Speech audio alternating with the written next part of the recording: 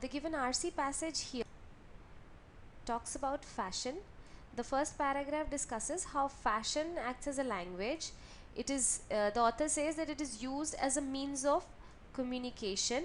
The one kind of communication of fashion, the one level on which fashion communicates is an open one, and the other is the hidden one. Then it goes about describing how fashion communicates on the underlying on the hidden level. That is, it says there is in fact an underlying fact, a creative value left to each individual that allows the transmission of ambiguous and equivocal messages. So these are the kind of messages that fashion communicates secretively. There is some amount of eroticism associated with the neglected lace, the hardness of riding boots, or the provocativeness of some metal details. Right, so this is how fashion communicates. It gives by the end it gives example of the kind of eroticism these things, these minute details suggest. Right, now the second paragraph discusses fashion is a very sophisticated language, is a sophisticated means of communication, and at the same time it is a complementary one. Then it goes on to discuss how fashion is different from style. The author says that style remains the same forever while fashion keeps changing. It is variable, its acknowledged codes are variable. Then it says that fashion, that is creativity, plays on these things: instabilities, ambiguities and ambivalences. That Fred Davis discusses this. He says that creativity plays between opposites, that is between old and young, male, female, work, play, simplicity, complexity, etc., etc.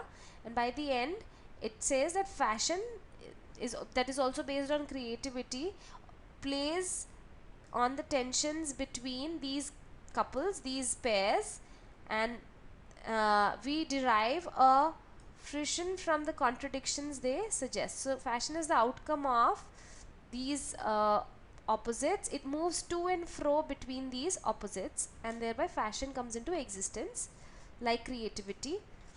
Now the third paragraph says we may tire of a look, but whenever one of these themes return, it talks about how fashion keeps returning time and again, and there are two kinds of games, finite and infinite games, and fashion of the two is an infinite game. Why?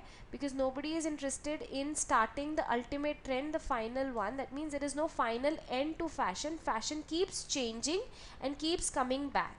Right, now the next paragraph says changes in fashion, they do not happen by accident. What are they dependent upon? They are dependent upon macro changes in cultures and societies, and also on the work of creative people of industry and the complicity of consumers.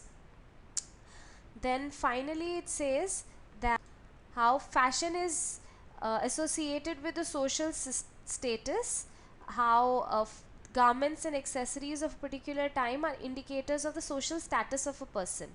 Right, now look at the questions that follow. First question says, according to the passage, which of the following statements correctly describes one of the levels of communication through fashion? Now the first paragraph, as we can remember, talks about two levels on which fashion communicates. The one is the open level and the other is the hidden level.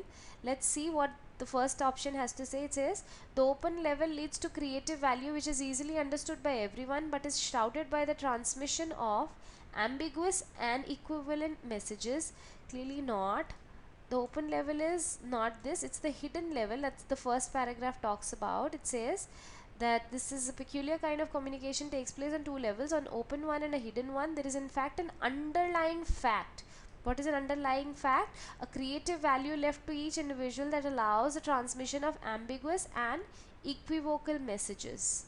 Right, so then it gives example of eroticism associated with a neglected lace. This is not an open communication but a hidden communication. Right, so C says the hidden level communicates creative value which can lead to transmission of ambiguous and equivocal messages. So clearly this is the correct answer according to the first paragraph. Also option A talks about which is easily understood by everyone. The passage makes no reference to these kind of equivocal or ambiguous messages being understood or perceived by everyone.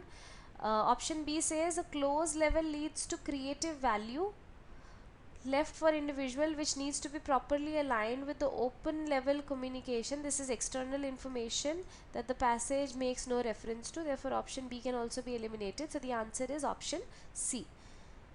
Now the next question says, according to the passage, what is the relevance of the distinction between fashion and style? Clearly the second paragraph, as we had seen, talked about fashion and style. It said that style is not changeable while the codes of fashion are variable.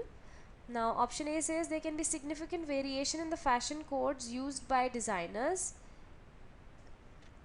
Yes, look at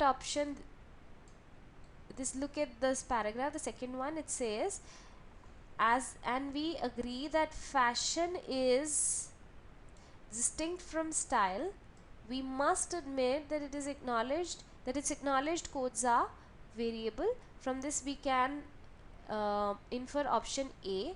B says there is significant variation in the style codes used by designers. Clearly not. This is negated by the information. This is against the information given in the passage. C says understanding the variability of fashion codes may make fashion more universal. Now how fashion is made universal, this does not differentiate fashion from style, and this is also not given in the passage. Therefore option B can also be eliminated. Option C. So therefore the correct answer is option A. The next question asks, according to the passage, what is the role of contradictions as mentioned by Fred Davis? This also is referred to in the second paragraph that talks about Fred Davis and the contradictions. Option A says designers often avoid these contradictions. Okay, let's look at that paragraph that alludes to Fred Davis's theory on contradictions. This is second paragraph here. Says the instabilities, ambiguities and ambivalences described by Fred Davis in his excellent book on the subject drive creativity to and fro.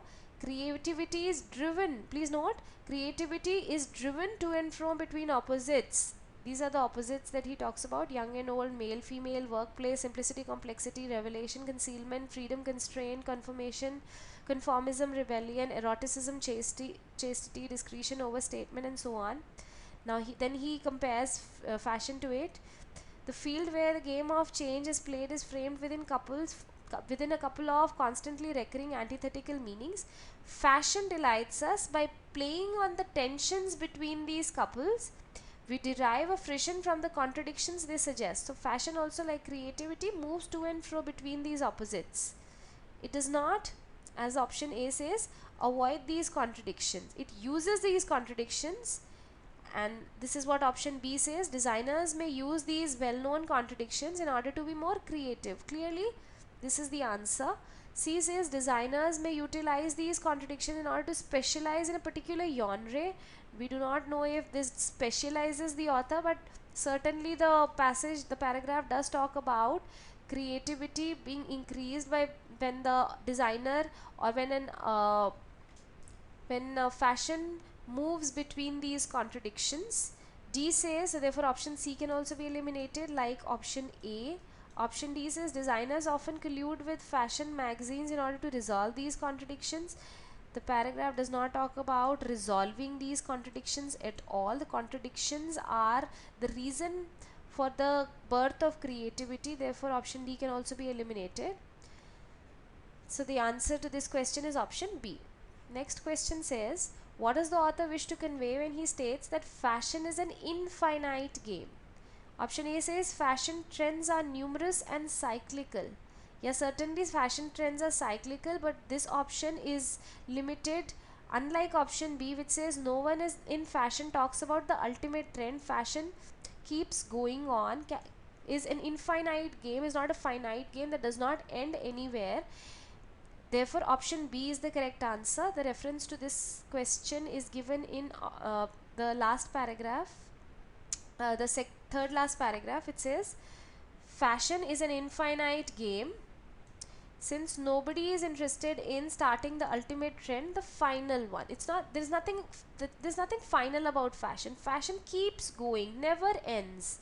If I say now what's the limitation in option A? Option A says fashion trends are numerous, right? They're cyclical, right? But option A does not say that fashion cannot end anywhere. There is no final trend in fashion. Now if if I say fashion trends are numerous and cyclical, in option A it is possible that fashion comes to an end and yet they are numerous and cyclical. It does not have suggest that fashion is not, there's nothing final about fashion, whereas option B mentions that. Therefore option A can be eliminated, a very close option for at that. Option C says, though designers believe in the ultimate trend, fashion magazines are skeptical. Now designers believe in the ultimate trend, that's not given in the passage. Now how fashion magazines are skeptical, that's also not given. So option C is not given in the passage. D says the author calls fashion an infinite game based on its mass appeal. That also cannot be concluded, because how fashion is an infinite game based on mass appeal. How fashion changes according to mass appeal is not mentioned in the passage. Therefore option D can be eliminated. So the answer is option B.